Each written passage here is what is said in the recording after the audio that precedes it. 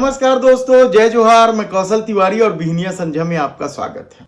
छत्तीसगढ़ लोक सेवा आयोग यानी पीएससी को लेकर भूपेश सरकार के बीच जो सवाल उठे थे, जिस तरीके से भाई भतीजावाद चलाया गया था, पैसे लेकर मनमाने ढंग से किसी को भी डिप्टी कलेक्टर या दूसरे पदों पर भर्ती कर दी गई थी, क्या अब उसका पिटारा खुल गया है?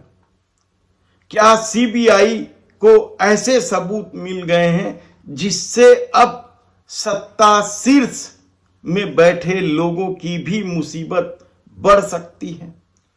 और प्रदेश सरकार के कुछ मंत्री अपने करीबियों को जो बचाने का खेल खेल रहे हैं, क्या उसमें वे सफल होंगे?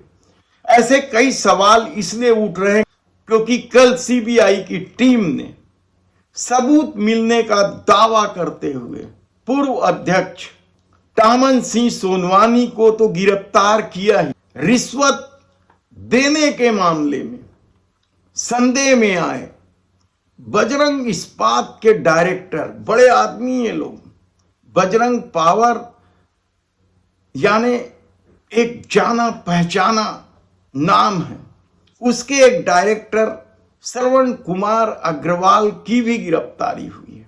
श्रवण कुमार अग्रवाल के बेटे और बहू का भी चयन हुआ था। और जिस तरीके से सीबीआई जांच ने सबूत होने का दावा करते हुए टामन सिंह सोनवानी और श्रवण कुमार अग्रवाल को गिरफ्तार किया है, तो सवाल यह है कि क्या आने वाले दिनों में सीबीआई का शिकंजा पूर्व मुख्यमंत्री भूपेश बघेल तक पहुंच पाएगा? इस पर हम बात करें उससे पहले बता देते हैं कि राज्य सरकार की भूमिका भी अब इस मामले को लेकर संदेह में इसलिए है क्योंकि 2021 के इस समूचे घोटाले कांड के समय जो परीक्षा उपनियंत्रक थे ललित गणवीर, वे अभी भी पद पर बने हुए हैं। कहा जाता है कि उन्हें राजनांदगांव क्षेत्र के 2 दमदार नेताओं का संरक्षण प्राप्त है। भव्य महल बताए जाते हैं उसके राजनांदगांव में। उनके भी रिश्तेदारों का चयन हुआ है पीएससी में, लेकिन वे अब भी पद पर बने हुए हैं।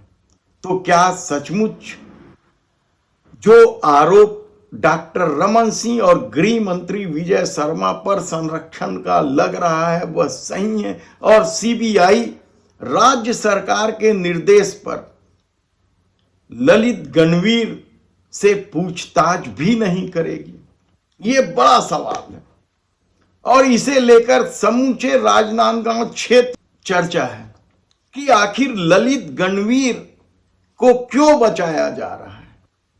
लेकिन दूसरी तरफ टामन सिंह का मामला हो या राजभवन में काम करने वाले खलकों का मामला, वहां तक सीबीआई पहुंचेगी, कब पहुंचेगी, किस तरीके से जांच होगी, गिरफ्तारी और किस किस की होगी, इसे लेकर इंतजार करना पड़ेगा। लेकिन सोनवानी की गिरफ्तारी को लेकर इसलिए भी किसी को संदेह नहीं है क्योंकि सोनवानी के कई रिश्तेदारों का चयन हुआ था, जिनमें टामन सिंह सोनवानी के बेटे नितेश सोनवानी का चयन डिप्टी कलेक्टर के रूप में हुआ था।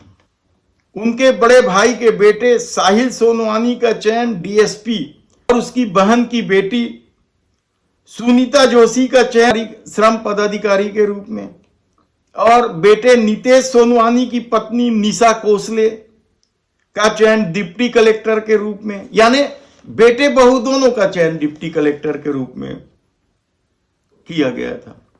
इसके अलावा छत्तीसगढ़ लोक सेवा आयोग के तत्कालीन सचिव किशोर ध्रुव के बेटे सुमित ध्रुव का चयन भी डिप्टी कलेक्टर के रूप में हुआ था। कांग्रेस के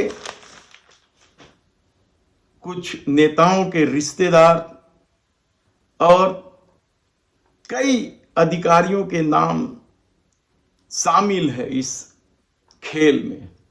और सीबीआई कितने लोगों से अभी पूछताछ कर पाई है यह कहना कठिन है, लेकिन जिस तरीके से टामन सिंह सोनवानी और श्रवण कुमार अग्रवाल की गिरफ्तारी हुई है, उसके बाद कांग्रेस में ही नहीं बल्कि अधिकारी वर्ग में भी खलबली है।